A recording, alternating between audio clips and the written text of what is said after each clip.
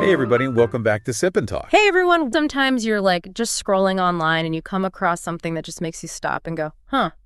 Yeah, totally. Like, what is that all about? Right. So that happened to me the other day and it was about China. Oh, really? Okay. Yeah, it was this whole debate I saw about whether Chinese people are descendants of Yan and Huang or descendants of Marx and Lenin. Oh, wow. Yeah, and I was like, wait, what?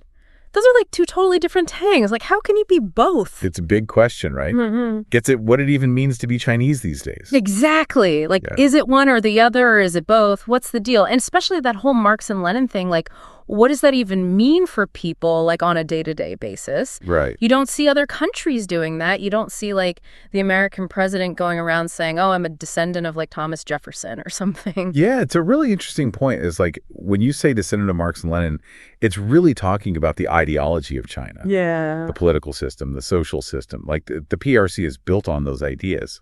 Okay, so it's like their ideological origin story. Yeah, you could think of it like that. Okay, that makes a lot more sense.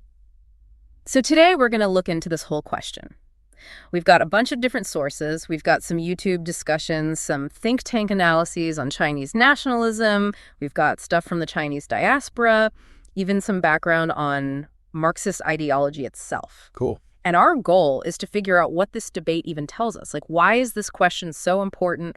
What does it reveal about China today? Yeah, let's unpack it. Let's do it. Yeah. So first off, let's start with that descendants of Yan and Huang thing. Okay. We've got this piece from Taiwan called Enna Zheng, and they talk about Yan and Huang as like this traditional cultural identity. Right. It goes all the way back to these legendary emperors, Yangdi and Huangdi, who are seen as like the shared ancestors of the Han Chinese. Yeah, it's like they're Adam and Eve. Totally. It's about having this like long, unbroken history and culture. Yeah. And there's a lot of pride that comes with that. Like, there's this piece, it's in TCO, that talks about that pride and shared heritage. Okay. But that source also points out there's a big problem. They say there's this conflict between that traditional Yan and Huang identity and how things actually work in China under what they call the Marxist-Leninist system. Oh, interesting. Yeah, and they use some pretty strong language to describe that system. Like what? They call it fake evil and all about struggle. Wow. Okay. So then what is that Yan and Huang identity based on if it's so different from that?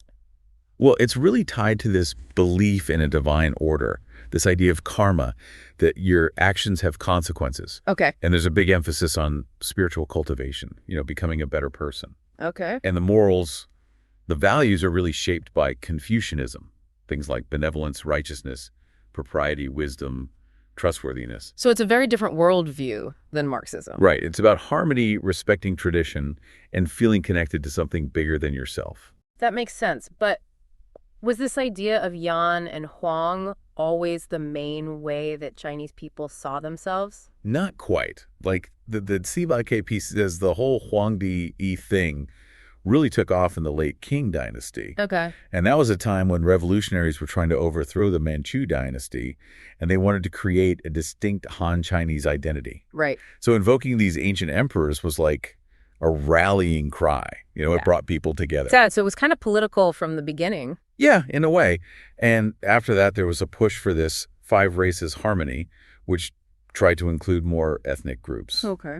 And eventually the idea of a unified Chinese nation became dominant. But some sources point out that this Chinese nation concept can be pretty Han-centric. Right. Like, it might not include the experiences of other ethnic groups. Yeah. One piece even calls it a political totem used to create unity, but also maybe to suppress other groups. That's something to think about. Yeah, for sure. Okay, well, let's move on to that descendants of Marx and Lenin side of things. Yeah. That same piece, Shimp, suggests that the Chinese government basically took these nationalistic ideas that already existed and just cranked them up to like 11. To strengthen their hold on power. Exactly. Makes sense. Yeah, and the Liqi piece, they have a totally different take on the Marx and Lenin thing. Oh, yeah. They see it as something totally foreign, like it was just imported from outside, and it goes against all of those traditional Chinese values. They say it's based on atheism, evolution is rooted in hate advocates' violence, and it's built on lies. Like, wow. Strong words. Yeah. So from their perspective, what does this Marx and Lenin identity even look like? Well, they say it rejects ancestors, deities, spiritual practices, all that stuff. Okay. Call those things feudal superstition. Okay. And instead of harmony and virtue, it's all about struggle, conflict, competition for wealth and power. So basically the opposite of Yan and Huang. Yeah, pretty much. Yeah. And they say it rejects the idea of karma, too. Like, your actions don't have consequences. Morality comes from what they call party culture, fake evil struggle. It's a very different way of looking at the world. Yeah, totally. And then you've got this piece from Moule, Xiaxian Chantrausful. Okay. And they take it even further. They say that the People's Republic of China isn't actually the real China. Whoa. It's the China of Marx and Lenin's descendants.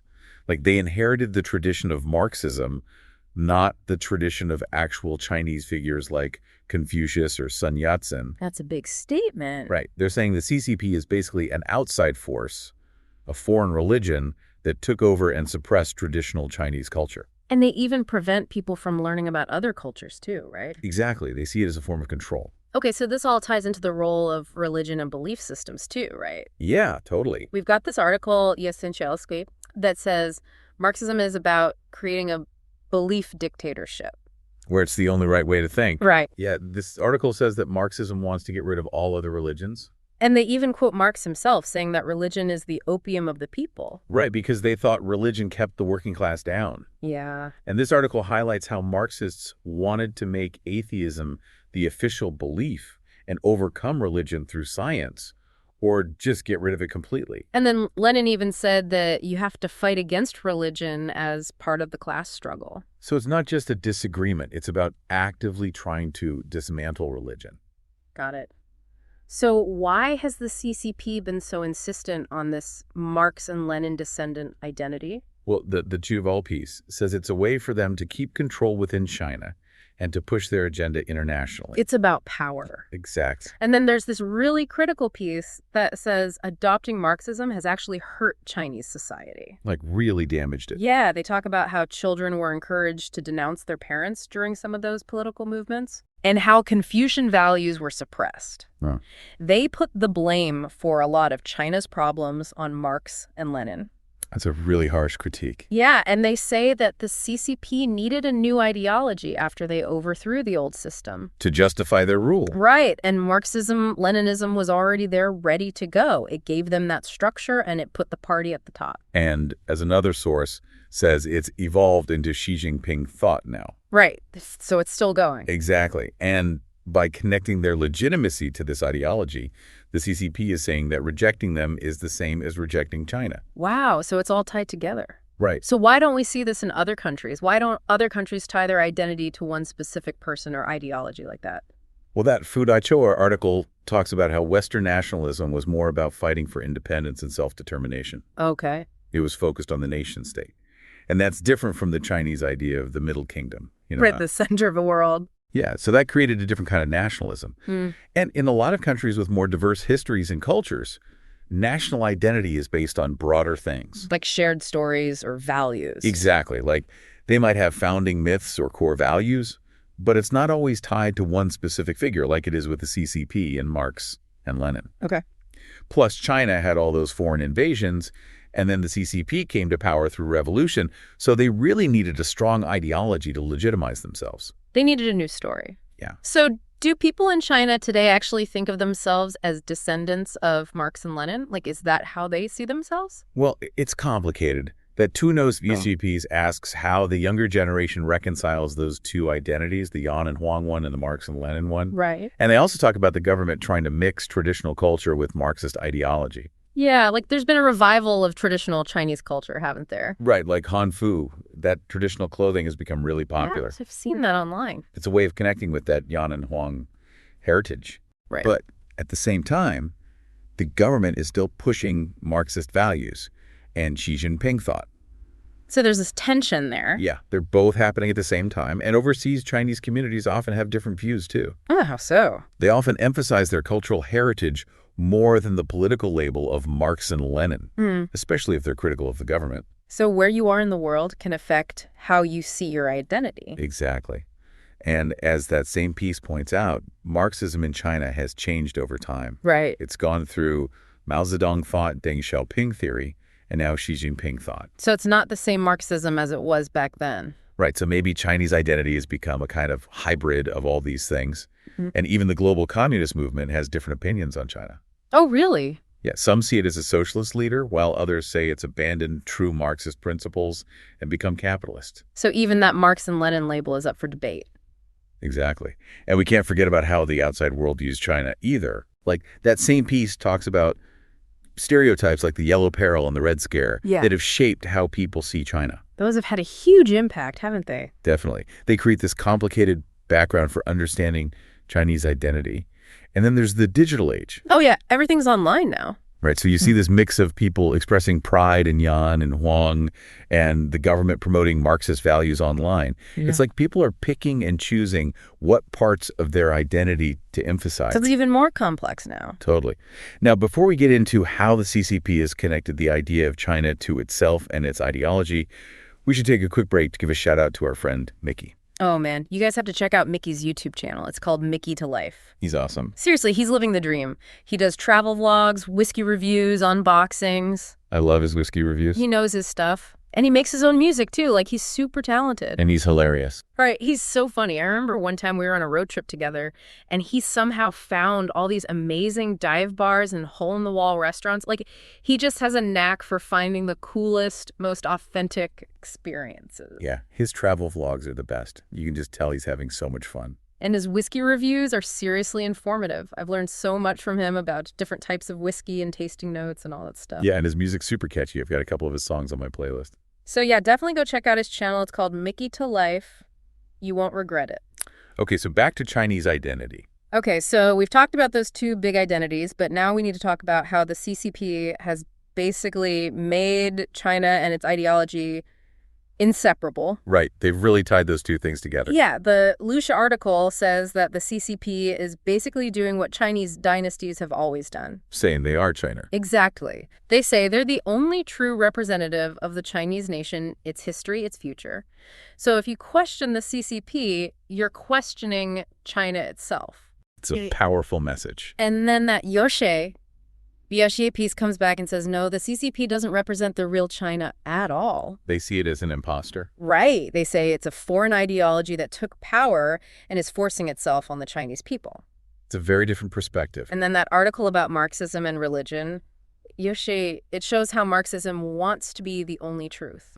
It wants to eliminate all other beliefs. Right. So it strengthens the CCP's claim that they have the only right answer. Exactly.